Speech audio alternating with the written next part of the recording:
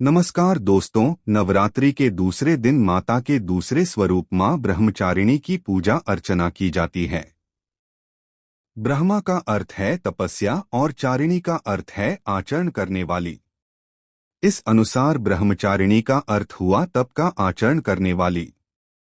माता ब्रह्मचारिणी ने भगवान शंकर को पति के रूप में प्राप्त करने के लिए घोर तपस्या करी थी। इस तपस्या के कारण माता को तपश्चारिणी ब्रह्मचारिणी नामों से जाना गया। इनका स्वरूप अत्यंत तेजमय और भव्य है। श्वेत वस्त्र पहने, दाहिने हाथ में जप की माला लिए और बाएं हाथ में कमंडल धारण करे हुए इनकी पूजा करने से साधक का मन स्वाधिष्ठान चक्र में स्थिर होता है। अपने पिता दक्ष प्रजापति द्वारा किए गए भोलेनाथ के अपमान से क्रोध में आकर योगाग्नि में भस्म होने के बाद माता सती ने पर्वतराज हिमालय के घर पुत्री के रूप में जन्म लिया।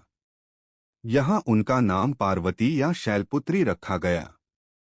जब पार्वती बड़ी हुई, ब्रह्मा जी के मानस पुत्र देवर्षि नारद ने उन्हें दर्शन दिए और उन्होंने पार्वती जी को बताया कि यदि वह तपस्या की राह पर चले तो अपने पूर्व जन्म के पति भगवान भोलेनाथ को वह पति के रूप में प्राप्त कर सकती हैं। नारद मुनि के उपदेशानुसार भोलेनाथ को पति के रूप में प्राप्त करने के लिए पार्वती जी ने घोर तपस्या करी।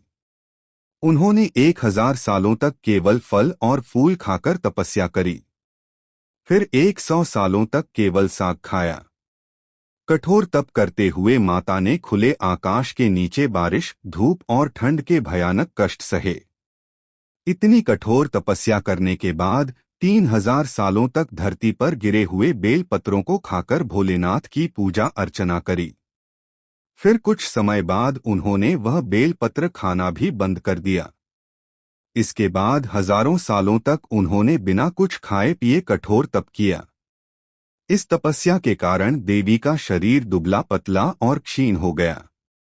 उनकी यह निर्बल दशा देखकर उनकी माता मैना को बहुत दुख हुआ। उनकी इस कठोर तपस्या को देख तीनों लोकों में हाहाकार मच गया। सभी देवता, ऋषि और पुण्य आत्माएं माता की तपस्या की प्रशंसा करने लगे।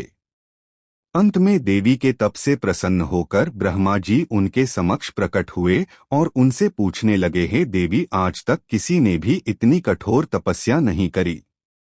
ऐसी तपस्या केवल आप ही से संभव है। आपकी इस परम पवित्र और अलौकिक तपस्या की चर्चा चारों दिशाओं में हो रही है। आपकी मनोकामना अवश्य पूरी होगी। आपका विवाह भगवान शिव शंकर से ही होगा और वही आपको पति रूप में प्राप्त होंगे। अब आप इस तपस्या को खत्म करें और अपने घर लौट जाएं। आपके पिता आपको लेने आ रहे हैं। इसके बाद माता ने तपस्या खत्म करी और अपने पिता के साथ अपने घर लौट आई और कुछ समय बाद भोलेनाथ ने माता पार्वती को अपनी पत्नी के रूप में स्वीकार किया। लंबे समय तक कठोर तप करने के कारण ब्रह्मा जी ने माता पार्वती को नाम दिया ब्रह्मचारिणी। इस दिन विधि विधान से मां ब्रह्मचारिणी की पूजा अर्चना करने से सभी मनोकामनाएं पूरी होती हैं और विशेष फल की प्राप्ति होती है। नवरात्रि के पावन पर्व के तीसरे दिन माता चंद्रघंटा के स्वरूप की पूजा अर्चना की जाती है। मां चंद्रघंटा का यह स्वरूप शांतिदायक और कल्याणकारी